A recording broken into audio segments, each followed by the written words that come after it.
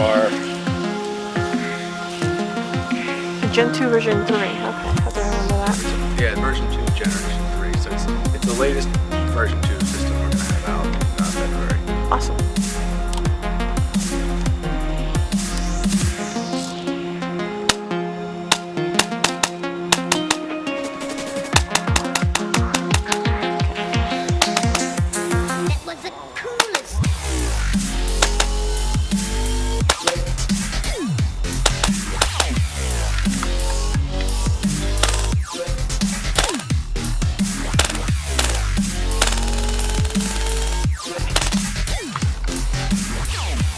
Hey guys, Elbow here, AirSim Magazine. We're here on location with our friends at Polarstar. Polarstar has just come out with their version 3 for any Tokyo Marui compatible AK gearbox set. Flawless in design, and just like anything you'd expect out of any other version from Polarstar, we're good to go.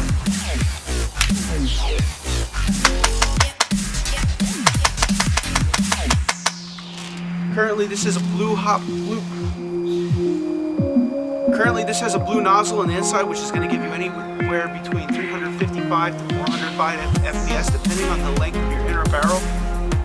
This inner barrel probably gives it about 350 FPS, according to our friends at Polarstar. Shoots flawlessly. We've got a little bit of a wind here today. It's still cold, and with the hop not even adjusted, I'm able to hit that tree at a little over 100 feet. Hey guys, Mike the Elbow here from AirSim Magazine. We're here with our friend Jordan from Polarstar. How you doing, man? All right.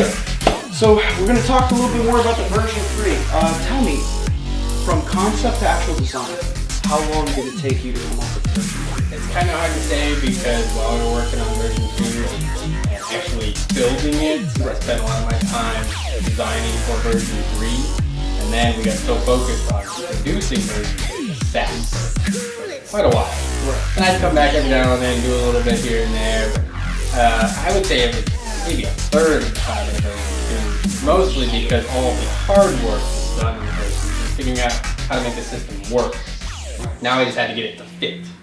So I used the same basic stuff we learned from version 2 to get the version 3 up and running. So we're talking maybe a little over a year, because I know the version 2 Gen 2 came out, and then that was a big thing. Yeah, and like when I could really solid work on it, I'd say probably 4 or 5 months of solid work to get everything pretty well. And I think people were talking about like the 2-stage trigger system for the AUG. For the AUG variants. Yeah, it's something I'm looking at a little bit. It's going to be a little complicated to do, but I did design the system to allow for it. I just haven't figured out exactly how I'm going to put the 2-stage into the system. People want to know though.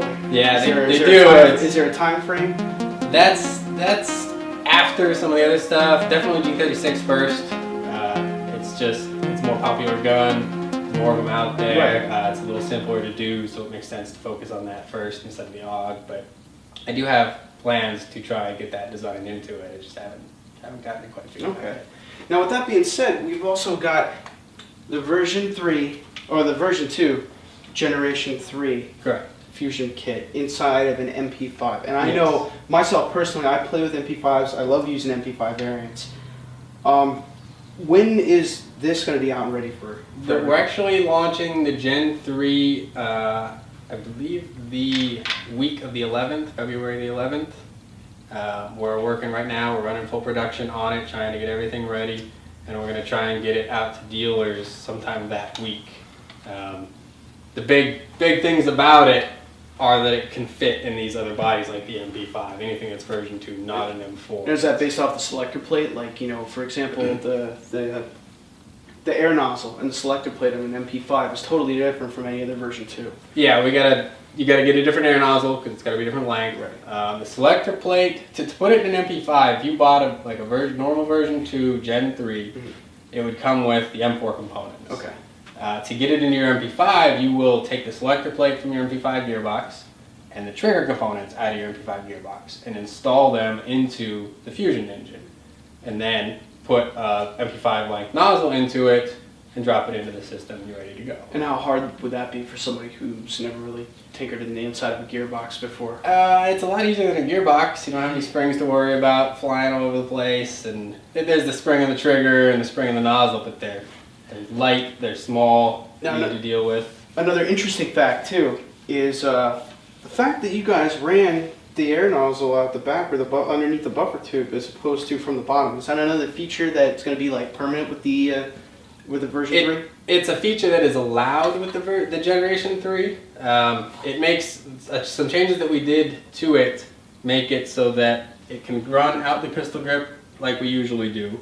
And then without having to modify the system, you can put an elbow fitting in here and run it out the rear. Oh, nice. So you'll have the choice of doing either one, whichever one suits your gear or your needs best.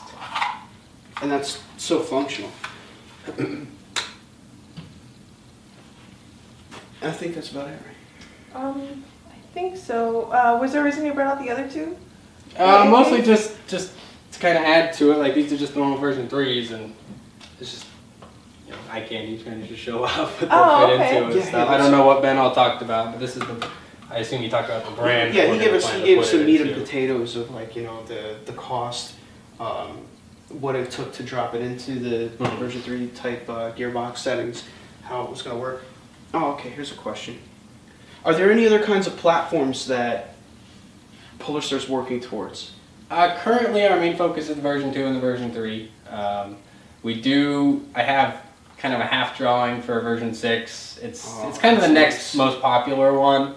We also have the 249. We're working right now on our major redesign to make it fit into other brands easier.